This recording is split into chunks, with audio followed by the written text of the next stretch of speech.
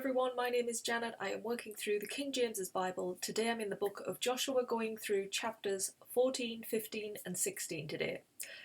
So today's chapters are covering the inherited land, really. We're going to go into detail on which tribes are getting which part of the land. Now, I'm saying we're going to go into detail. I'm not going to go into a lot of detail. The links are under this video if you want to know exactly the places that each tribe acquired. I'm just going to cover the overall area in these chapters. So we start with chapter 14.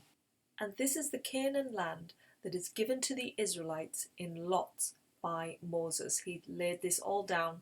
So it's all like a roadmap for Joshua then to divide carefully to the people. So 2.5 of the tribes already have got the east side of Jordan. Now I've got an image I'm going to keep showing just to give you this idea. So on here you can see the tribe on this side here, East, Manasseh, Gad and Reuben. They get that side of the Jordan River.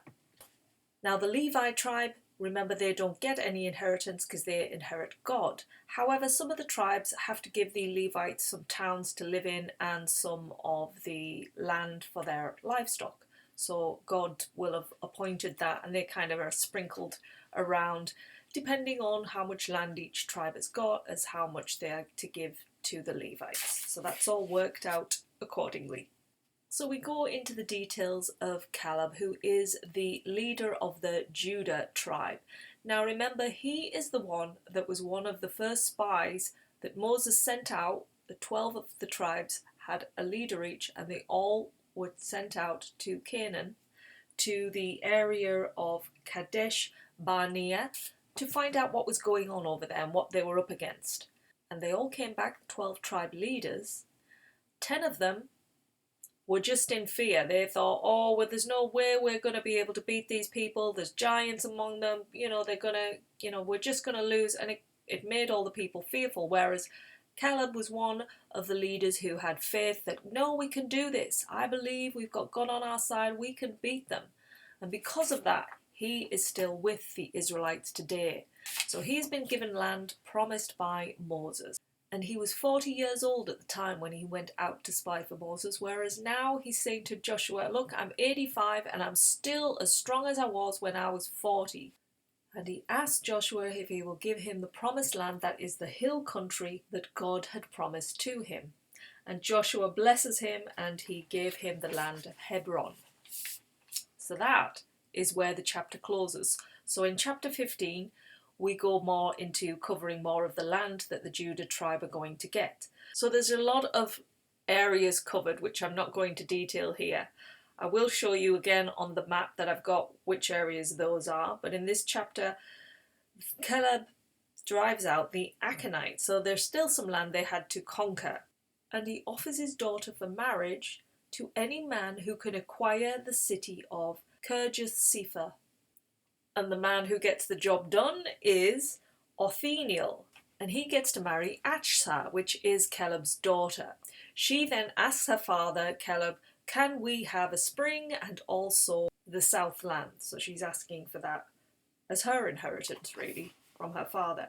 So this chapter then goes into the details of all the lands that the Judah tribe were able to capture, but they weren't able to drive out all of the Jebusites, so some of them remained with them in that land. And you can see here where the Judah tribe is based on there. You can see right down at the bottom, they have a large percentage of land because they're one of the biggest tribes and they wrap around Simone. So you can see there that land is what they have acquired. And that closes chapter 15. Chapter 16 now, we cover the land the tribe of Joseph gets to inherit. And it goes from the Jordan River down to Jericho and then to the wilderness of Mount Bethel. And just to note that the children of Joseph were actually part of 2 of the tribes, so they're like a double tribe, both Manasseh and Ephraim. And also they had to conquer some land, but they weren't able to conquer all of the people again, so some of the Canaanites in the areas they're trying to acquire ended up becoming slaves for them. So they gave tribute and they were sort of servants to the rest of the Joseph tribe. And that pretty much covers these 3 chapters. So we're just going now into lotting of the land. just to give you a quick look as well, you can see on there the Manasseh tribe and the Ephraim, that is their land that they have gathered. I also have a picture here which gives a bit more detail so you can see some of the area on there. So on this one you can see where the Jordan River is, so it sort of falls there, you see, and those are the lands that they acquired.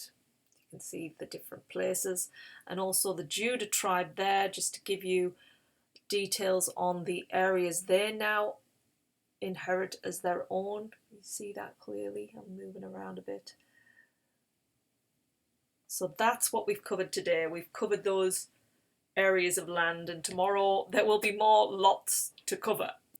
So these chapters aren't the most interesting. We're just really showing which land is now being acquired by the Israelites. So we get to see where the Manasseh tribe has their land, also the Gadites and the Reubenites.